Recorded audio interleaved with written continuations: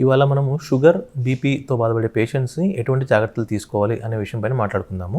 మనం ఇండియాలో గానీ, వరల్డ్ వైడ్ గానీ చూసినప్పుడు కిడ్నీ జబ్బుల్లో ప్రధానమైన కారణము 60-70% డయాబెటిక్ కిడ్నీ డిసీజ్ గానీ, హైపర్‌టెన్సివ్ కిడ్నీ డిసీజ్ గానీ ఉంటాయండి.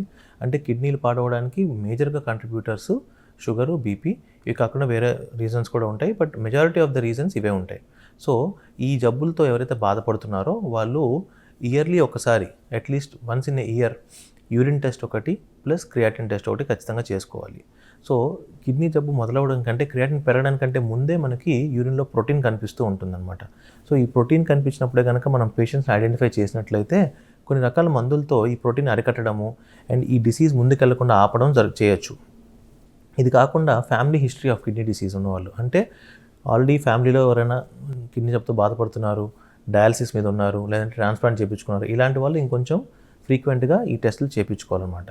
ఇవి కాకుండా రెగ్యులర్‌గా ఈ షుగర్ కంట్రోల్‌కి, బీపీ కంట్రోల్‌కి వాడే మందుల్లో మీ షుగర్ డాక్టర్ ఎవరైతే ఉంటారో వాళ్ళతో మాట్లాడుకొని కిడ్నీ ప్రొటెక్షన్, హార్ట్ ప్రొటెక్షన్‌కి అవసరమయ్యే మందులు, అంటే ఇవి షుగర్‌కే పనిచేస్తాయి, కానీ ఈ మందుల వల్ల కిడ్నీ ప్రొటెక్షన్, హార్ట్ ప్రొటెక్షన్ కూడా ఉంటుందన్నమాట. ఇలాంటి మందుల్ని మనం ప్రిస్క్రిప్షన్‌లో ఇంక్లూడ్ చేయించుకోవాలన్నమాట. సో, అలాంటి మెడికేషన్స్ మనకి షుగర్ కంట్రోల్‌లో ఉన్నాయి, బీపీ కంట్రోల్‌లో కూడా ఉన్నాయన్నమాట.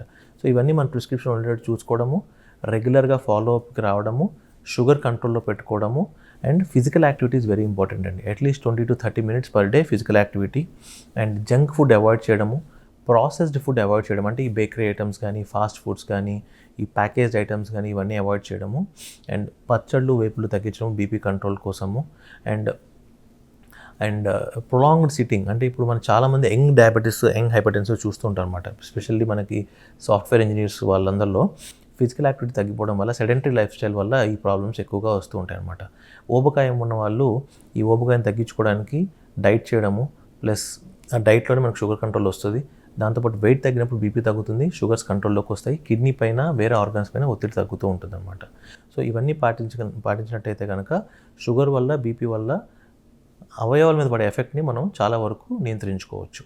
ఒకవేళ ఆల్రెడీ ఎఫెక్ట్ అయినాయి అంటే కనుక ఈ frequency of follow up frequencies కొంచెం ఎక్కువగా ఉండడము అండ్ ఈ మెడికేషన్స్, ఇందాక మనం మాట్లాడుకున్న మెడికేషన్స్ ఏవైతే అది క్రమం తప్పకుండా తీసుకునగలిగితే కనుక మనం ఈ జబ్బుల్ని చాలా వరకు కంట్రోల్ చేసుకోవచ్చు. ఈ షుగర్, బీపీతో బాధపడే వాళ్ళు వెజిటేరియన్ వైపు ఎక్కువగా మొగ్గు చూపితే కనుక బెటర్గా ఉంటుంది. ఎందుకంటే వెజిటేబుల్లో వచ్చే ఫైబర్స్ వల్ల కానీ షుగర్ కంట్రోల్ ఎక్కువ అవుతూ ఉంటుంది. అండ్ ఈ నాన్ వెజ్ ఎక్కువ తినడం వల్ల గట్లో బ్యాక్టీరియా చేంజ్ అయ్యి బాడీలో ఇన్ఫ్లమేషన్ పెరిగి కిడ్నీ జబ్బు తొందరగా ఫాస్ట్గా ప్రోగ్రెస్ అయ్యే అవకాశం కూడా చాలా ఎక్కువగా ఉంటుందన్నమాట. అండ్ ఈ నాన్ వెజ్, మసాలాలు ఎక్కువ తినడం వల్ల బీపీ ఎక్కువ పెరగడము అండ్ బాడీలో డైజెషన్ ఇష్యూస్ రావడము. ఈ డైజెషన్ ఇష్యూస్ వచ్చినప్పుడు ఈ కిడ్నీ పైన అండ్ ఈ హార్ట్ పైన కొంచెం స్ట్రెస్ ఎక్కువయ్యి ఈ డిసీజ్ ఉన్నవాళ్ళు ఫాస్ట్గా ప్రోగ్రెస్ అవ్వడం కానీ, లేదంటే లేని వాళ్ళలో డిసీజ్ స్టార్ట్ అవ్వడం కానీ జరుగుతూ ఉంటుందన్నమాట. సో, దైనందిన జీవితంలో కూడా మనము వాటర్ ఇంటేక్ ఎక్కువ పెంచడము, సాల్ట్ తగ్గించడము, ఉప్పు కారాలు తగ్గించడము, ఫైబర్ ఉన్న కూరగాయలు ఎక్కువ తీసుకోవడము, ప్లస్ నాన్ వెజ్ ఎక్కువ తగ్గించుకోవడం చేస్తే కనుక ఈ జబ్బుని చాలా వరకు మనం ప్రివెంట్ చేసుకోవచ్చు.